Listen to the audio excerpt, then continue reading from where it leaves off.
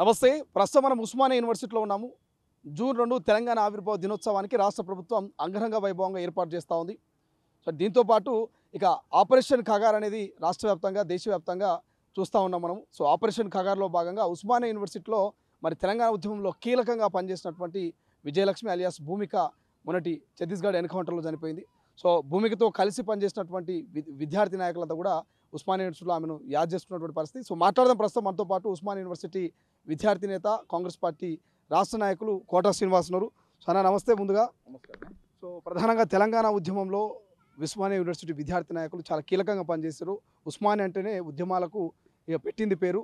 ఇక్కడ బలిదానాలు ప్రాణ త్యాగాలే తెలంగాణ ఉద్యమాన్ని ఇవాళ పెద్ద ఎత్తున ఉర్రూతలూగించినాయి. తెలంగాణ సాధించుకోవడం జరిగింది. సో తెలంగాణ వచ్చిన తర్వాత ఉస్మానియా యూనివర్సిటీలో కావచ్చు, తెలంగాణ ప్రజలు కావచ్చు, ఏమైనా మేలు జరిగిందా? దాదాపు 11-12 ఏళ్ళు అవుతా ఉంది తెలంగాణ వచ్చి. తెలంగాణ వచ్చిన తర్వాత తెలంగాణ ఇచ్చినటువంటి లక్ష్యం కాంగ్రెస్ పార్టీ సోనియా గాంధీ ఏదైతే ఈ ప్రజలకు మేలు జరగాలి, ఇక్కడ ఉన్నటువంటి అందరికీ ఫలాలు అందాలనేటువంటి లక్ష్యం కొద్దీ తెలంగాణ ఏర్పాటు చేయడం జరిగింది. ఈ తెలంగాణలో నీళ్లు, నిధులు, నియామకాలన్నీ కూడా అన్ని వర్గాలకు చెందాలనేటువంటి చేయడం జరిగింది. కానీ ఆ 10 ఏళ్ల కాలంలో కేసీఆర్ ప్రభుత్వం వచ్చిన తర్వాత ఎక్కడ కూడా ఆ కుటుంబానికి చెందినవి తప్పితే కానీ ఈ తెలంగాణ ప్రజలకు చెందినటువంటి పరిస్థితి నెలకొన్నది. కాబట్టే ఇలా కేసీఆర్ ప్రభుత్వాన్ని ఇలా మళ్ళీ పోరాడి ఆ ప్రభుత్వాన్ని దించి ఇలా కాంగ్రెస్ ప్రజాప్రభుత్వాన్ని తెచ్చుకోవడం జరిగింది. తెచ్చుకున్నటువంటి కాంగ్రెస్ ప్రజాప్రభుత్వం కూడా ఖచ్చితంగా అన్ని వర్గాలకు ఇలా సామాజిక న్యాయం పాటించే విధంగానే అన్ని వర్గాలని ప్రతి పదవులలో కూడా సామాజిక న్యాయం పాటిస్తూ ముందుకు పోతా ఉన్నది. ఇలా విద్యారంగం మీద కూడా ప్రత్యేకమైన దృష్టి కేటాయించింది. అదేవిధంగా యూనివర్సిటీలను మళ్ళీ అంటే గత ఉమ్మడి ఆంధ్రప్రదేశ్లో 2013లో జరిగినటువంటి రిక్రూట్మెంట్ అది కాంగ్రెస్ ప్రభుత్వం హయాంలో జరిగింది. మళ్ళీ ఇప్పుడు కాంగ్రెస్ ప్రభుత్వం హయాంలో రేవంత్ రెడ్డి గారి నాయకత్వంలోనే ఇలా మళ్ళీ ఉస్మానియా యూనివర్సిటీలో ఉన్నటువంటి ఖాళీలన్నింటి కూడా భర్తీ చేయడానికి, అదేవిధంగా కాకతీయ యూనివర్సిటీ, తెలంగాణలో ఉన్నటువంటి అన్ని ప్రభుత్వ యూనివర్సిటీలలో ఉన్నటువంటి ఉద్యోగ ఖాళీలు ఏవైతే ఉన్నాయో ఉపాధ్యాయ ఖాళీలన్నింటినీ కూడా భర్తీ చేయడానికి కోసం ఇప్పటికే మా ముఖ్యమంత్రి గారు వైస్ ఛాన్సలర్లందరికీ కూడా ఉన్నత విద్యా మండలి కూడా వాళ్ళందరికీ కూడా గైడ్ చేయడం జరిగింది. వాళ్ళందరి దగ్గర నుంచి సమాచారం తెప్పించుకొని కూడా వాటికి సంబంధించినటువంటి పనిలో నిమగ్నమై ఉన్నటువంటి సందర్భం. కాబట్టి తెలంగాణ రాష్ట్రం ఏర్పడ్డది ఇలా విద్యార్థులు పోరాటాల ద్వారా పోరాడి చేసినటువంటి త్యాగాల ద్వారానే రాష్ట్రం ఏర్పడ్డది. అది ముమ్మాటికి ఇలా చరిత్ర వక్రీకరించి ఎవరో ఒక కుటుంబమో లేకపోతే ఒక నాయకుడో వచ్చి కొట్లాడితే తెలంగాణ వచ్చింది కాదనేది మనకు తెలుసుకోవాల్సిన సందర్భం. ఎందుకంటే చరిత్ర అంతా వక్రీకరిస్తూ ఉన్నారు. చరిత్ర వక్రీకరించేసి ఒకరికి ఆపాదించేటువంటి పని చేస్తూ ఉన్నారు. కాబట్టి ఇలా తెలంగాణ సమాజంలో ప్రజలందరినీ సెన్సిటైజ్ చేసి ప్రజలందరినీ ఉద్యమాలను రోడ్ల మీదకి ఎక్కించే విధంగా చేసినటువంటి ఘటనలు ఉస్మానియా కేంద్రంగా జరిగినాయి. ఇక్కడ జరిగినటువంటి పోరాటాలలో ఇక్కడ జరిగినటువంటి లాఠీ ఛార్జీలకు ఇక్కడ జరిగిన లాఠీ ఛార్జీలకు చలించిపోయిన ప్రజలంతా అరే మా బిడ్డల్ని ఇంత విపరీతంగా కొడుతూ ఉన్నారు, వాళ్ళు ఏమడుతున్నారు, పిల్లలు తెలంగాణ ఏర్పడాలంటున్నారు కానీ అట్లా చెల్లించి అప్పుడున్నటువంటి ఆంధ్ర పాలకుల మీద ఒక తిరుగుబాటు ఉద్యమంగా ఈ ప్రజలందరూ కూడా ప్రజా ఉద్యమంగా మారింది. విద్యార్థి ఉద్యమం కాస్త ప్రజా ఉద్యమంగా మారింది. దాన్ని ఏం చేస్తున్నారు, ఒక కుటుంబానికి ఒక వ్యక్తులకు ఆపాదించడం పని చేస్తున్నారు. అది చరిత్రను వక్రీకరించేటువంటి పని. కాబట్టి కాంగ్రెస్ ప్రభుత్వం మళ్ళీ తెలంగాణను పునర్నిర్మాణం చేస్తూ ఉన్నది. ఈ 10 ఏళ్ళుగా గత 10 ఏళ్ల పాటు అన్యాయం జరిగింది ఉస్మానియా యూనివర్సిటీ విద్యార్థులకు అనుకుందాం. బట్ ఇప్పుడు కాంగ్రెస్ ప్రభుత్వం వచ్చి 15 ఏళ్ళు అయింది. సో మరి జైల్లో పాలైన వాళ్ళు, లాఠీ దెబ్బలు తిన్న వాళ్ళు, ఉద్యమంలో కీలకంగా పనిచేసినటువంటి మీలాంటి వాళ్ళకు మరి కాంగ్రెస్ ప్రభుత్వం ఏమి ఇచ్చింది? ఎందుకంటే ఇది మీ ఒక్కరి ప్రశ్న కాదు. చాలామంది కాంగ్రెస్ పార్టీలో 10 ఏళ్ల పాటు ప్రతిపక్షంలో ఉన్నటువంటి చాలామంది నాయకుల ప్రశ్న ఏం చెప్తారు? అంటే ఉమ్మడి ఆంధ్రప్రదేశ్లో తెలంగాణ ఎంత వివక్షత గురైందని మనం చెప్పుకున్నామో దానికి వ్యతిరేకంగా మనం పోరాడి తెలంగాణ సాధించుకున్నటువంటి ఈ తెలంగాణలో 10 ఏళ్ల కేసీఆర్ పాలనలో, బీఆర్ఎస్ పాలనలో అంతకు మించినటువంటి 100 ఏళ్ల విధ్వంసం జరిగింది. ఆ విధ్వంసాన్ని అంతా కూడా ఇలా కాంగ్రెస్ ప్రజాప్రభుత్వం మీద బాధ్యత ఉంది. ఎందుకంటే ఆ కేసీఆర్ చేసిపోయినటువంటి అప్పులు కావచ్చు, కేసీఆర్ చేసిపోయినటువంటి విధ్వంసాలు కావచ్చు, ప్రతి ఒక్క దాంట్లో అంతా అవినీతి, అన్యాయాలు, దుర్మార్గాలు అన్నీ మొత్తం నింపిపోయాడు. కాబట్టి వాటన్నిటిని ప్రక్షాళన చేస్తూ ఇలా ధ్వంసమైన తెలంగాణను 10 ఏళ్ల కేసీఆర్ పాలనలో ధ్వంసమైన తెలంగాణను పునర్నిర్మాణించేటువంటి పనిలో రేవంత్ రెడ్డి ప్రభుత్వం, ప్రజాప్రభుత్వం అంతా నిమగ్నమై మంత్రులందరూ దాని దిశగా ముందుకు పోతూ ఉన్నారు. కాబట్టి ఆ క్రమంలో మీరు అన్నట్టుగా చర్చ నడుస్తూ ఉంది. యూనివర్సిటీలో మమ్మల్ని కూడా అడుగుతూ ఉన్నారు. ఈ ప్రజాప్రభుత్వంలో మీలాంటి వాళ్ళకు కొట్లాడి జైళ్ల పాలై కేసీఆర్ చేత సంవత్సర కాలం జైలుకు నిర్బంధానికి గురైనవు, అనేక కేసులు నీ మీద ఇప్పటికీ కేసులున్నాయి, నీ పేరే కేసుల శ్రీనివాస్గా, కోట శ్రీనివాస్ కేసుల శ్రీనివాస్గా మారినటువంటి పరిస్థితి ఉంది. కాబట్టి మీకు ఇప్పటికైనా అవకాశం దక్కుతుందని అడుగుతూ ఉన్నారు. ఖచ్చితంగా మాకు కాంగ్రెస్ ప్రజాప్రభుత్వంలో ఖచ్చితంగా మమ్మల్ని గౌరవిస్తుంది, ఖచ్చితంగా మాకు సముచిత స్థానం కల్పిస్తున్నటువంటి విశ్వాసం మాకున్నది.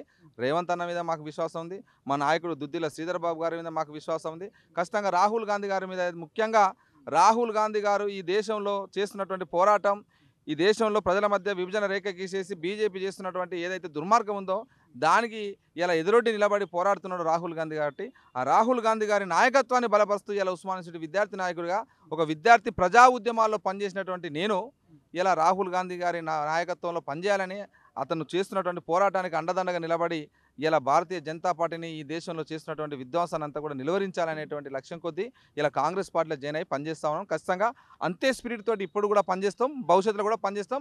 మా నాయకుడు రాహుల్ గాంధీ గారిని ప్రధానమంత్రి చేయడానికి కోసం అహర్నిశలు కష్టపడతాం. ఖచ్చితంగా మాలాంటి వాళ్ళకు యువ నాయకులకు ఖచ్చితంగా ఇప్పుడు వచ్చేటువంటి లిస్టులో సెకండ్ లిస్టులో కావచ్చు, ఇంకా పార్టీ పదవులలో కావచ్చు, ఖచ్చితంగా మా మహేష్ కుమార్ గౌడ్ అన్న ఉన్నారు, అదేవిధంగా మా మధుయాష్ గౌడ్ అన్న ఉన్నారు, వీళ్ళందరూ ఉన్నారు కాబట్టి ఖచ్చితంగా అందరికీ సామాజిక న్యాయం పాటించే దిశగా మా ప్రభుత్వం ముందుకు పోతా ఉన్నది. ఆ క్రమంలో కాస్త అటు ఇటు కావచ్చు కానీ ఖచ్చితంగా అందరికీ సముచిత న్యాయం దక్కుతుంది అనేది మాకు నమ్మకం. కాంగ్రెస్ పార్టీ అధికారంలోకి వచ్చే ముందు మేనిఫెస్టోలో పెట్టింది ఉద్యమకారులకు ప్రాధాన్యత ఇస్తాము, వాళ్ళకి ఇంటి జాగా కానీ వాళ్ళ కుటుంబాలను ఆదుకుంటామని చెప్పింది. సో ఇప్పుడు జూన్ 2 తెలంగాణ ఆవిర్భావ దినోత్సవంలో ఏమైనా అటువంటి ప్రకటన ఉండే అవకాశం ఉందా? మీరు ప్రభుత్వానికి ఏమైనా రిక్వెస్ట్ పెట్టారా ఉద్యమకారులుగా? ఖచ్చితంగా మేము ఉద్యమకారులుగా కాంగ్రెస్ పార్టీలో ఉన్నాం కాబట్టే Congress party manifesto committee chairman మా నాయకులు గౌరవ పెద్దలు దుద్దిల శ్రీధర్ బాబు గారు కాబట్టి వారి దృష్టికి చాలాసార్లు మేము చెప్పడం జరిగింది. అందుకనే వారు కూడా దాన్ని చూసే ఇలా కాంగ్రెస్ పార్టీ మేనిఫెస్టోలో ఉద్యమకారులకు ఇలా ఇంటి స్థలం కేటాయిస్తాం, 250 గజాల ఇంటి స్థలాన్ని కేటాయిస్తామని చెప్పడం జరిగింది. దానికి అనుగుణంగా మా పార్టీ కట్టుబడే ఉంది. ఖచ్చితంగా దాన్ని అంటే ఈ 5 ఏళ్ల కాలం మాకు టైం పీరియడ్ ఉంది కాబట్టి 5 ఏళ్ల కాలంలో ఇప్పుడు సంవత్సరన్నర కాలమే గడిచింది. ఖచ్చితంగా ఈ సంవత్సరము అంటే మీ ఉద్యమకారుల లిస్ట్ అంతా కూడా తీయాల్సిన అవసరం ఉంది. చరిత్రను అంతా కప్పిపెట్టేసేసారు టీఆర్ఎస్ పాలకులు. కాబట్టి దాన్ని అంతా కూడా తీసేసి ఎవరు ఉద్యమాలలో కేసులు నిర్బంధాలు ఎదుర్కొని ఎవరెవరు దాన్ని ఎట్లా స్క్రూటినైజ్ చేయాలి, దానికి విధి విధానం ఎట్లా పెట్టాలనే దాంట్లో ప్రభుత్వం ఆల్రెడీ ఒకరికి అప్పచెప్పింది. దాని పనిలో నిమగ్నమై ఉన్నటువంటి వాళ్ళు అది చేస్తూ ఉన్నారు. అది వెంటనే ఒకటే రోజులో చేసేది కాదు. కాబట్టి ప్రభుత్వ స్థలాలు ఎక్కడెక్కడ ఉన్నాయి, ఏ జిల్లాలో ఉన్నటువంటి జిల్లాల ఉద్యమకాలకు ఇవ్వాలనేది ఒక చర్చ కూడా జరిగింది. మొన్న గతంలో ఒకసారి మా నాయకులు అడగడం జరిగింది, వీళ్ళని ఎట్లా చేయడం మీరు అడుగుతున్నారు, మనం పెట్టినాం కరెక్టే, దాన్ని ఎట్లా చేస్తే బాగుంటుంది, మీ ఆలోచన కూడా చెప్పండి అన్నప్పుడు జిల్లా ఉద్యమకారులందరికీ మరి ఇక్కడ హైదరాబాద్ ఇస్తే ఎట్లా ఉంటుంది, కాబట్టి ఇక్కడ ఇవ్వడం కుదరదు, ఇక్కడ అసలే స్థలాలు లేవు కాబట్టి జిల్లాలనే ఇస్తామని అది వాళ్ళు కూడా అంగీకరిస్తారు సార్. ఎందుకంటే ఉద్యమకారులు అందరూ కూడా అక్కడే పనిచేసారు కాబట్టి జిల్లాలో పనిచేసిన వాళ్ళు జిల్లాలకు, రాష్ట్ర స్థాయిలో పనిచేసిన వాళ్ళకి ఇక్కడే ఉన్న అవకాశం ఉంటే చూడండి అనేది కూడా మా రిక్వెస్ట్గా మేము చెప్పడం జరిగింది. వాళ్ళు కూడా దాన్ని పరిశీలిస్తూ ఉన్నారు. కాబట్టి ఖచ్చితంగా ఇచ్చినటువంటి హామీలు ఏదైతే బీసీ డిక్లరేషన్ ఉందో బీసీ డిక్లరేషన్ కట్టుబడి ఇలా కాంగ్రెస్ పార్టీ ఇలా ఏదైతే కామారెడ్డి బీసీ డిక్లరేషన్ ఇలా మనం చూసినాం అసెంబ్లీ వేదికగా దాన్ని బిల్ పాస్ చేయించి పంపించడం జరిగింది. కాబట్టి ఇలా అది చరిత్రలో అది ఒక గొప్ప మైలురాయి.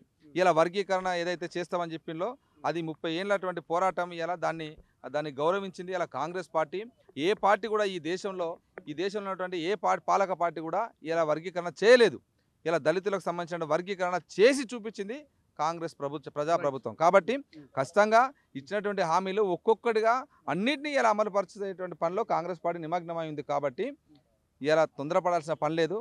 ఈ కొద్ది మంది ఏంటంటే పనిగట్టుకొని కాంగ్రెస్ పార్టీని బదనాం చేసేటువంటి పనిలో నిమగ్నమై ఉన్నారు. వాళ్ళు ఎంతసేపు ఏంటంటే కొన్ని ఇక ఛానళ్లను వాళ్ళు గుర్తుపట్టుకొని ఎంతసేపు బురద జల్లే చేసే పనిని బ్లేమ్ చేస్తూ పని చేయకుండా అడ్డుపడుతూ ఒకవైపు దుష్ప్రచారం ఒక మంచి పని చేస్తున్నామంటే దాని మీద రకరకాల అపోహలను సృష్టిస్తూ ఇలా కాంగ్రెస్ పార్టీని బ్లేమ్ చేసేటువంటి పనిలో ఇలా బీఆర్ఎస్ పార్టీ బీజేపీ పార్టీ నాయకులంతా కంకణం కట్టుకొని ఉన్నారు. కాబట్టి ప్రజలారా మీరు కూడా దీన్ని గమనించాలి. ఈ రాజకీయ నాయకులు చేస్తున్నటువంటి కుట్రలు కుతంత్రాలను కూడా అర్థం చేసుకోవాలి. అప్పుడు మాత్రమే ఈ 10 ఏళ్ల కాలంలో ధ్వంసమైనటువంటి మనం ఏదైతే కలలు కన్నామో తెలంగాణ వస్తే ఉద్యోగాలు వస్తాయి, తెలంగాణ వస్తే మాకు మంచి విద్య అందుతుంది, తెలంగాణ వస్తే మాకు మంచి జీవితాలు ఉంటాయనుకొని మనం కలలు కానీ ఇలా పోరాడి తెలంగాణ సాధించుకున్నామో ఆ తెలంగాణలో మన పరిస్థితులు 10 ఏళ్ల కిందట ఎట్లా జరిగిందో మనం చూసినాం మొన్నటి సంవత్సరంన్నర కిందట ఈ 10 ఏళ్ల తెలంగాణ పాలనలో. కాబట్టి ఈ ప్రజాప్రభుత్వంలో అట్లాగా జరగకుండా ప్రజాస్వామిక హక్కులన్నింటినీ గౌరవిస్తూ ఇలా ప్రజలు అందరూ అభివృద్ధి దిశగా ముందుకు పోయే దిశగా మా కాంగ్రెస్ ప్రజాప్రభుత్వం ముందుకు పోతా ఉంది. ప్రపంచంలో ఏ మూల ఏ క్షణం ఏం జరుగుతుందో వేగంగా తెలుసుకోవడానికి తొలి వెలుగు వాట్సాప్ ఛానల్ని ఫాలో చేయండి.